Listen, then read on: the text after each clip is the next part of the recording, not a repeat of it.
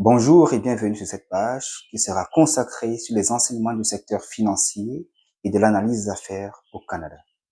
Alors, je suis enseignant de formation, spécialiste des opérations bancaires et financières et analyste d'affaires. Dans le monde du travail au Canada, j'interviens en freelance en tant qu'analyste financier auprès des entreprises et aussi en tant qu'analyste d'affaires dans les projets de transformation numérique. Nous entendons très souvent parler de la bourse de Montréal et de la bourse de Toronto. Et la question que l'on se pose actuellement est celle de savoir qu'est-ce qui se cache derrière ces différentes bourses? Quels sont les différents participants de ces bourses? Quelle est la place du gouvernement dans ces bourses? Dans cette capsule vidéo et dans d'autres capsules vidéo, nous allons voir l'écosystème du secteur financier au Canada.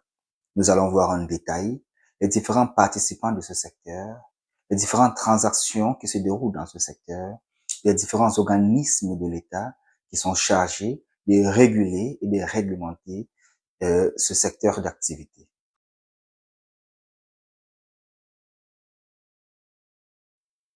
Parmi les participants du marché, nous avons les fournisseurs de capitaux ou encore les investisseurs, nous avons les utilisateurs de capitaux ou encore les emprunteurs, et nous avons ensuite les courtiers en valeur mobilière. En réalité, les fournisseurs de capitaux, ce sont les différentes sources de provenance des capitaux. Les capitaux, bien de l'argent, peut provenir soit des particuliers, ici, dans la mesure où les individus peuvent décider, un particulier peut décider, épargner de l'argent. Cette épargne est une forme de capital. Nous avons aussi le gouvernement qui, à travers ses activités, peut dégager des excédents. Ces excédents ou ces profits peuvent constituer un capital. Nous avons aussi les sociétés par action. Même comme ils sont considérés comme des faibles fournisseurs de capitaux, ceci parce que la plupart des bénéfices non distribués sont réinvestis dans les projets de l'entreprise. Et ensuite, nous avons les investisseurs étrangers. Les investisseurs étrangers constituent une source importante des capitaux à travers leurs différentes entreprises installées au Canada. Cette dernière étant devenue une terre attractive depuis plusieurs décennies, raison pour laquelle l'on peut trouver au Canada plusieurs différentes entreprises appartenant aux firmes étrangères. Après les fournisseurs de capitaux, le deuxième groupe des participants du marché est constitué des utilisateurs de capitaux, en quoi appeler les emprunteurs.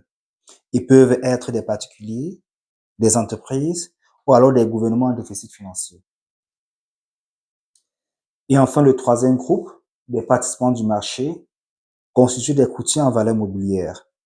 Ce sont les institutions financières qui agissent comme intermédiaires en réunissant les investisseurs et les utilisateurs de capitaux, chacun faisant appel à son propre courtier qui apparaît l'opération sur le marché.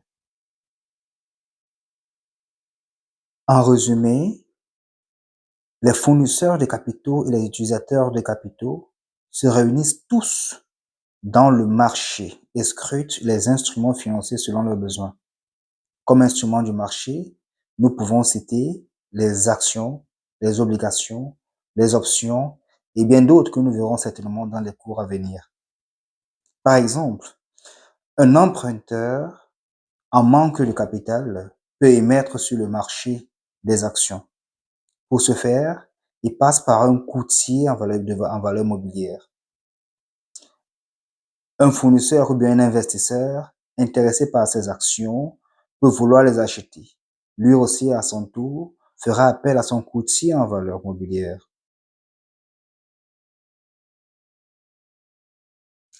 Une fois que les deux courtiers des parties prenantes, c'est-à-dire le courtier de l'utilisateur et le courtier du fournisseur, se seront tombés d'accord sur les thèmes de l'opération, alors ces deux courtiers poursuivront donc l'opération au niveau des organismes de compensation et des règlements. Ici, nous pouvons citer l'organisme tel que le service de dépôt de compensation ou alors les banques. Cet organisme viendra confirmer et apparaître de façon officielle les détails sur les titres, puis échanger de manière irrévocable les espèces contre les titres. Ensuite, nous avons L'organisme d'autoréglementation, récemment appelé Organisme canadien de réglementation des investissements. Cet organisme joue un rôle de gardien et applique les règles qui régissent l'activité sur le marché et assure l'équité et la transparence. Autre organisme de soutien, nous avons le Fonds canadien de protection des épargnants. C'est un organisme qui est chargé de protéger les épargnants contre les courtiers en cas d'insolvabilité. En dernière position, nous avons l'organisme de réglementation provinciale. C'est un organisme qui surveille le marché et régularise le marché selon la situation économique et politique de chaque province. Sa tutelle est au niveau de chaque province. Ensemble, nous venons de voir l'écosystème du marché financier au Canada. Le but de cette première partie était de vous permettre d'avoir une vue panoramique sur les différents acteurs et leurs opérations au sein du marché financier. Dans notre prochaine capsule, qui d'ailleurs s'annonce très intéressant, nous allons voir les différents rôles joués par les courtiers de valeurs mobilières au sein des opérations dans le marché financier. Si vous avez aimé cette vidéo, n'oubliez pas de laisser vos impressions en commentaire, de cliquer sur like et de partager. À bientôt pour la prochaine capsule.